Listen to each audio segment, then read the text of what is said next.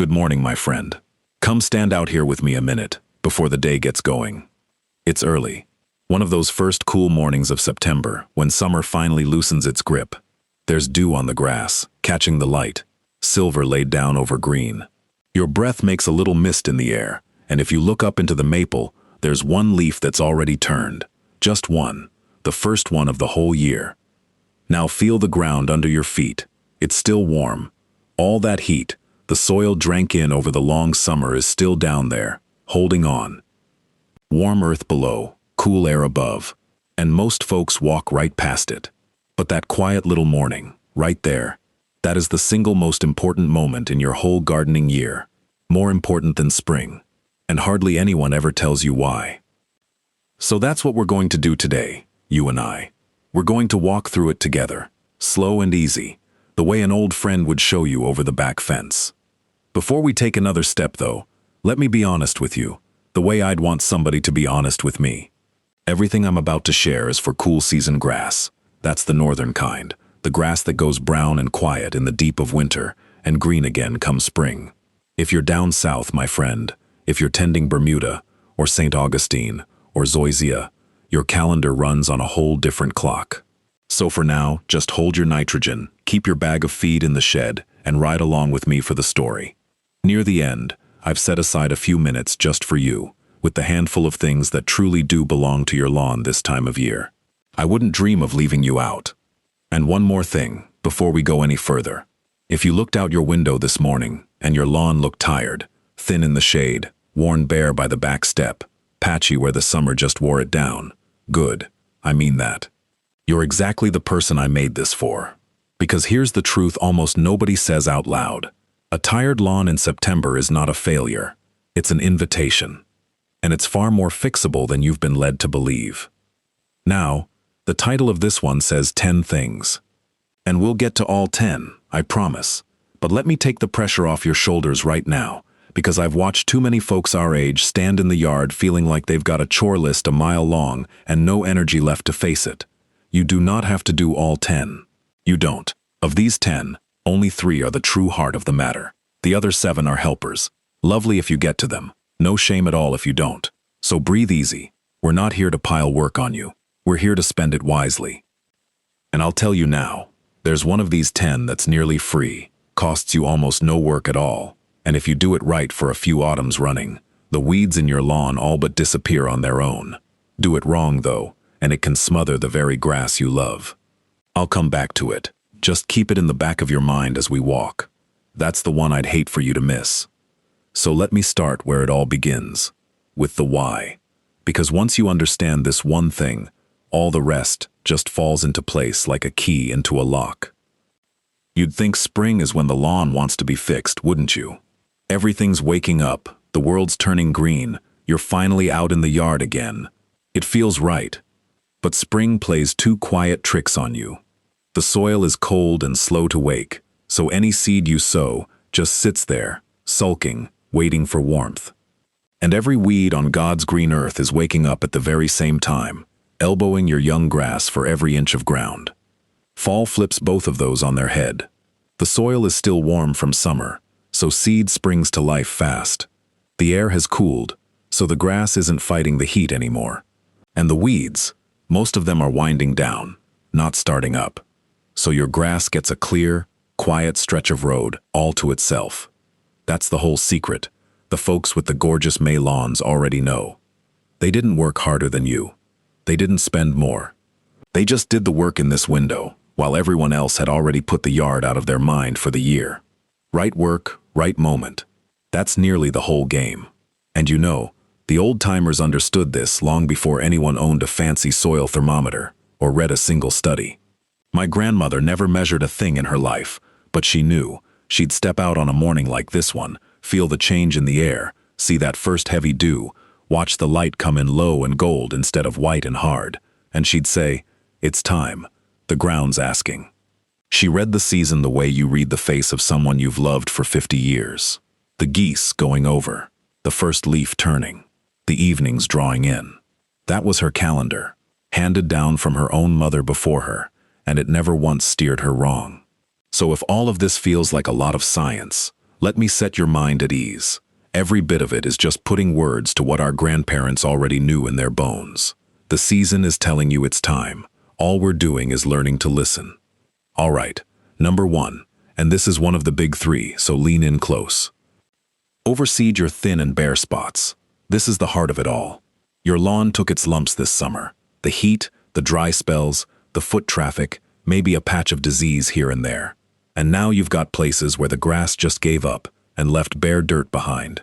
The very best moment in the entire year to fix that, to sow fresh seed into those tired spots, is right now. This late summer stretch, roughly the middle of August into September, and it isn't even close. Now, most videos will hand you a scary deadline: do it before September, or lose the whole year. Let me give you the gentler truth, because it's the true one. The earlier you get your seed down in this window, the better. There's a real reason for the hurry, and it's a beautiful little fact. A fellow named Aaron Patton, he's the turfgrass specialist over at Purdue University, put it plainly. Every single week you wait to sow your seed can cost your young grass 2 to 4 extra weeks to grow up strong before the cold comes. Think of that.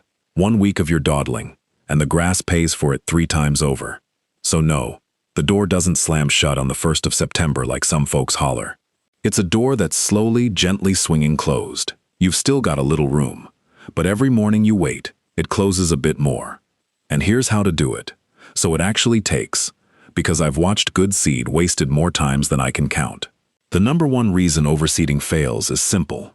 The seed never touches the soil.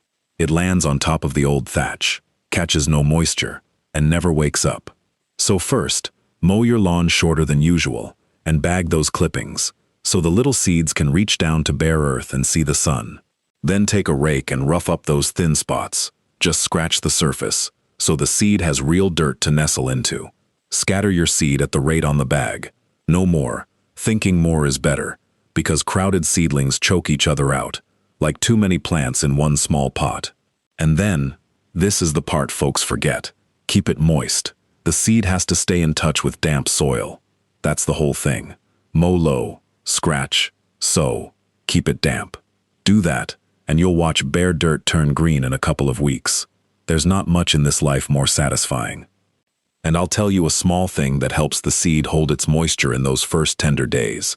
The same thing my father did, and his father likely before him. After you sow, take a light rake and barely stir the seed into that scratched up surface, then walk the spot to press it down gentle, so seed and soil are shaking hands.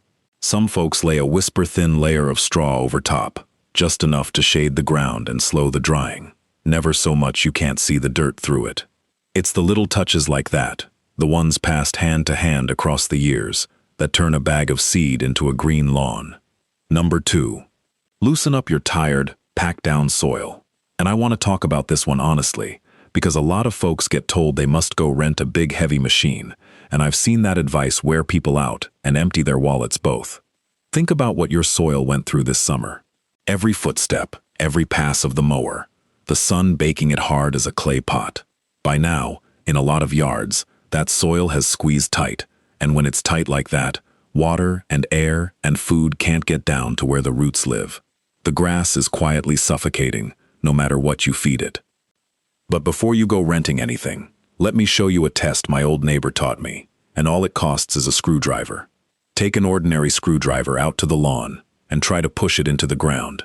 If it slides in easy, your soil is breathing just fine, and you can cross this whole job right off your list. If you've got to fight it, if it barely goes in, well, now you know. That's soil that's crying out to be opened up.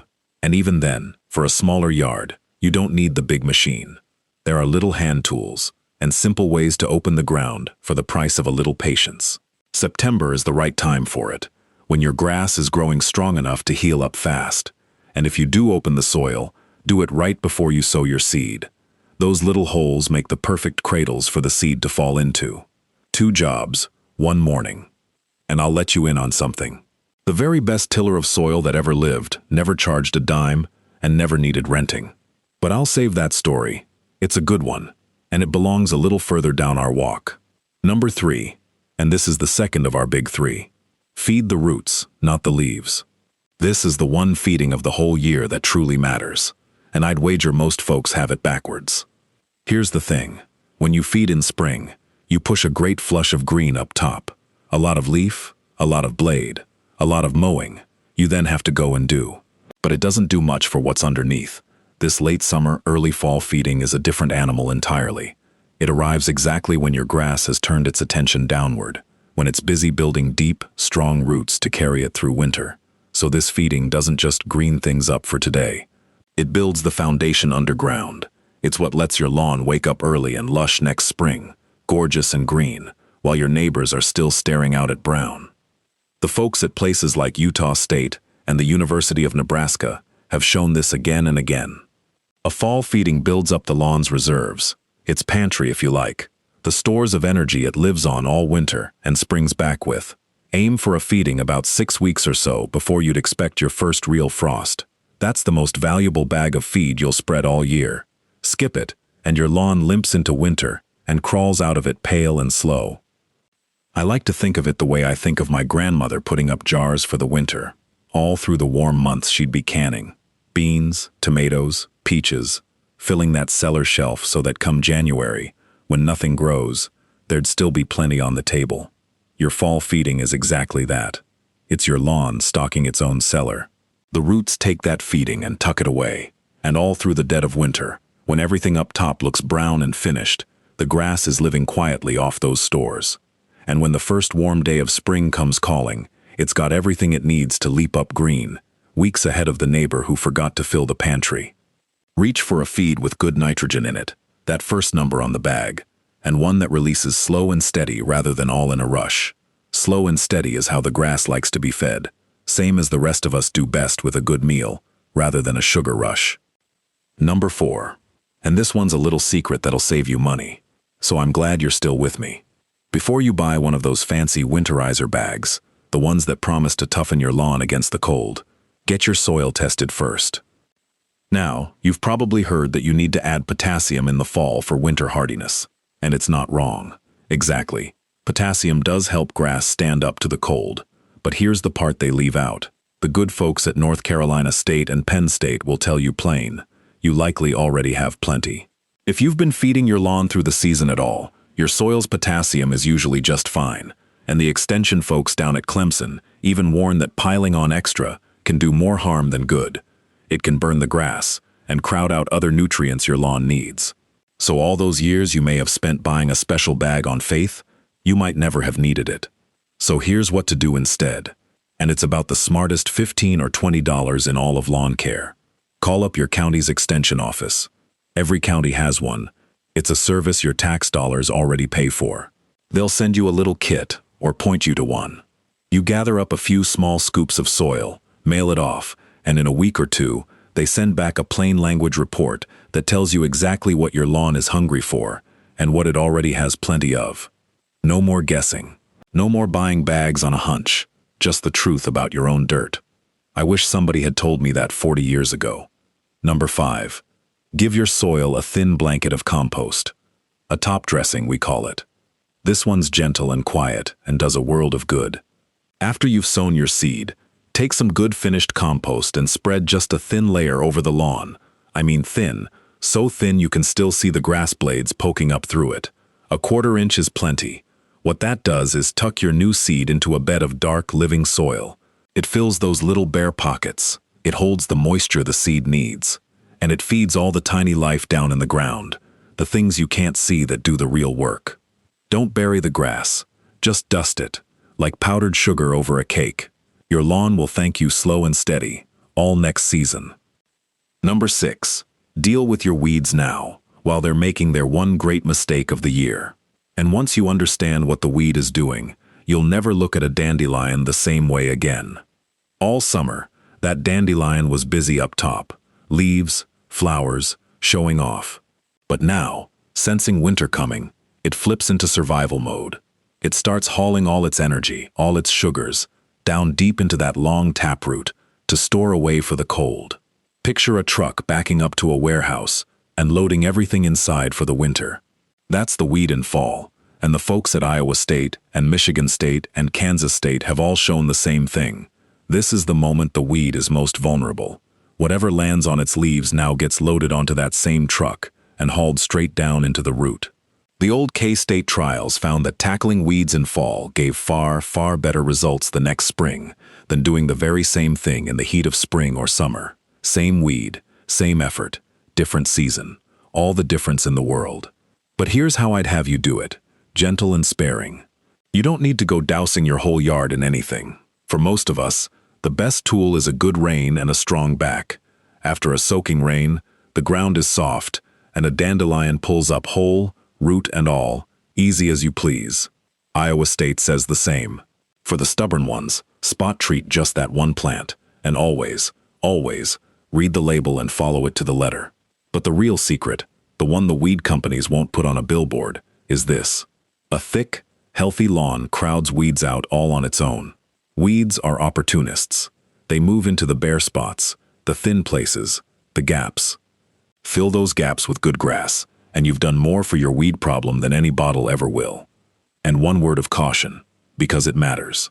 If you've just sown fresh seed, don't go putting weed killer down on top of it. That same stuff that stops the weeds will stop your baby grass from ever coming up. You've got to keep those two jobs apart, seed first, and let the young grass grow up and get mowed a few times before you ever treat for weeds near it, or handle your weeds first and wait the time the label tells you before you sow, one or the other, never both at once. Get that order right, and you'll save yourself a heartache. Now, number 7. This is the one I told you to keep in the back of your mind. The nearly free one. The one I'd hate for you to miss. And it's my favorite of the whole bunch, because it turns a chore you dread into a gift for your lawn. Stop bagging your fallen leaves. Mow them right back into the grass. I know how that sounds. For years, we were all told the leaves would smother the lawn, and we spent our Saturdays raking and bagging and hauling till our backs ached. But the turf scientists at Michigan State University spent more than 20 years studying this very thing. And what they found? Well, it surprised even them. When you take your mower over the fallen leaves and chop them up small, into little pieces that sift down between the grass blades, those leaves don't smother anything.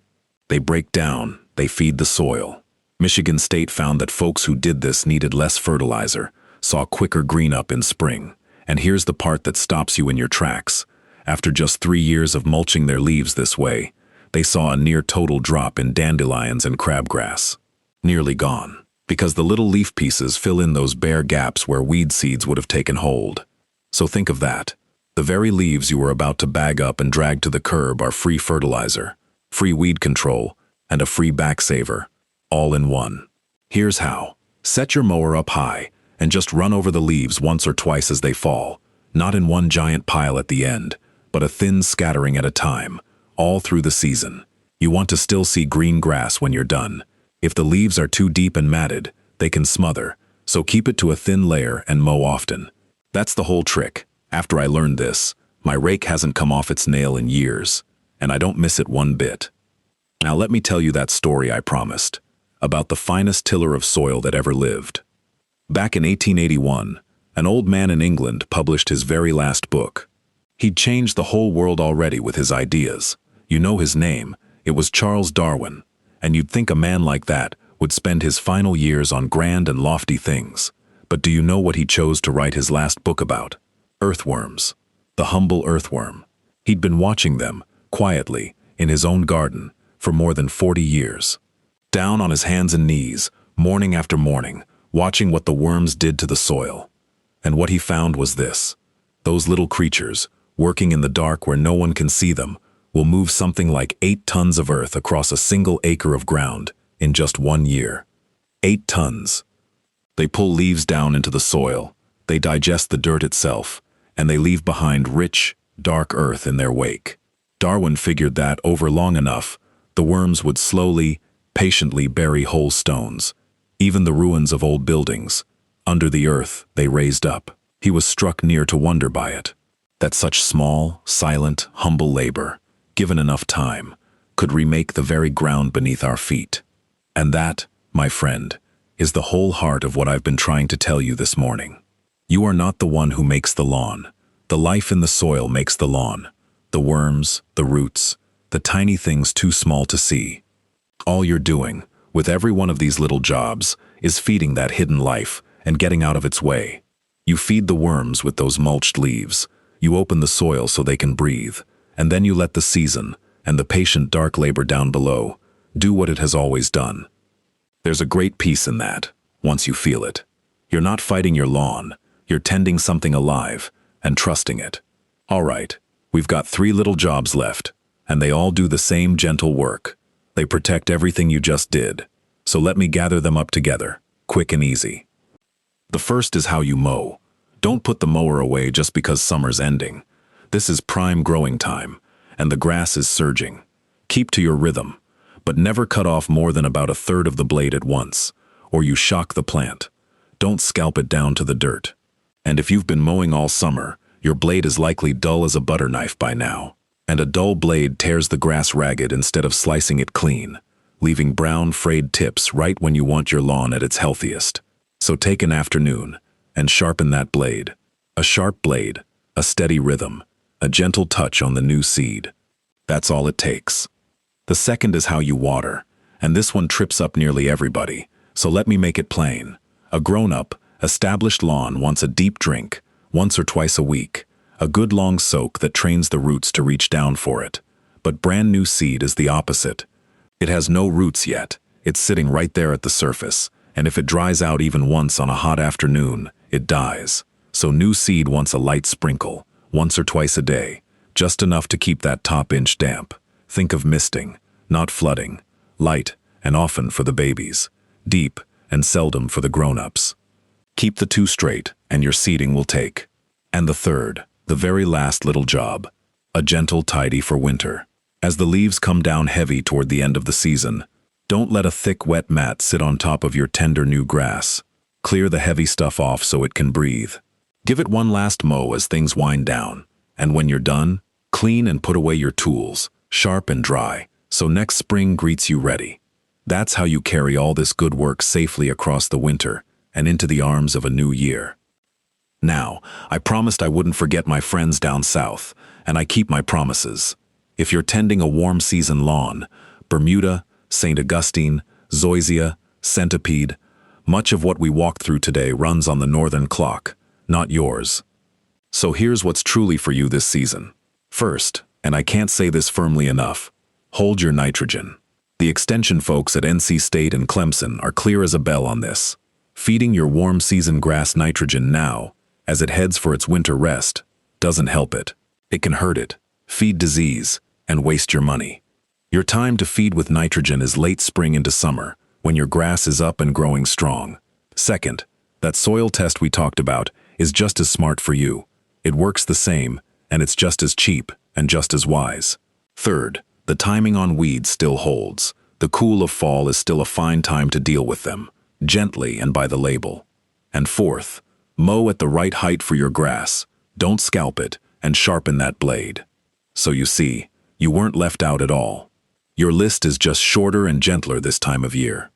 And come spring, it'll be your turn to shine. So let me pull it all together, the way I like to, standing here as the morning warms. If you remember nothing else from our whole talk today, remember these 3. Sow your seed into the thin and bare spots, while the soil is still warm. Feed the roots this fall, so next spring comes early and green, and let your leaves feed the lawn instead of hauling them away. Those 3. Everything else is a helper. Those 3 are the heart. And remember the bigger thing too, the thing about the worms, and Mr. Darwin down on his knees in the dirt. Fall is not the end of the gardening year, my friend. It is the quiet beginning of the next one. The lawn you'll stand back and admire next May. It isn't made in May. It's being made right now, in these few cool mornings, in the warm soil under your feet, by the patient hidden life you're feeding with every little thing you do. The folks with the beautiful lawns aren't luckier than you. They're not richer than you. They just showed up in this window and tended the living things below, and now you know how to, as well. I think that's what I love most about gardening as I've gotten older. When I was young, I thought it was about control, making the yard do what I wanted. But it isn't that at all. It's about patience and trust and doing the few right things at the right moment, and then having the grace to step back and let the season carry the rest. The best gardeners I've ever known weren't the busiest. They were the ones who knew what to do, and, just as much, what to leave alone. There's wisdom in that, and I suspect that's a thing we learn a little better with every year we're given. Before you go back inside to your coffee, do something for me. I'd love to hear about your own patch of ground. Tell me down in the comments, what did the garden of your childhood look like? The one your mother kept, or your grandmother, out behind the house? Was there a trick they swore by? Some bit of wisdom handed down that you still use to this day? And tell me what part of the country you're in, and when your first frost usually comes. Because there's a good chance a neighbor of yours is reading too, standing in a yard much like your own, and the two of you might just help each other more than any old fellow like me ever could. Thank you for standing out here with me this morning. Go easy on yourself. Do the 3 that matter. Let the rest be. And I'll see you out in the garden again real soon. Take care now, my friend.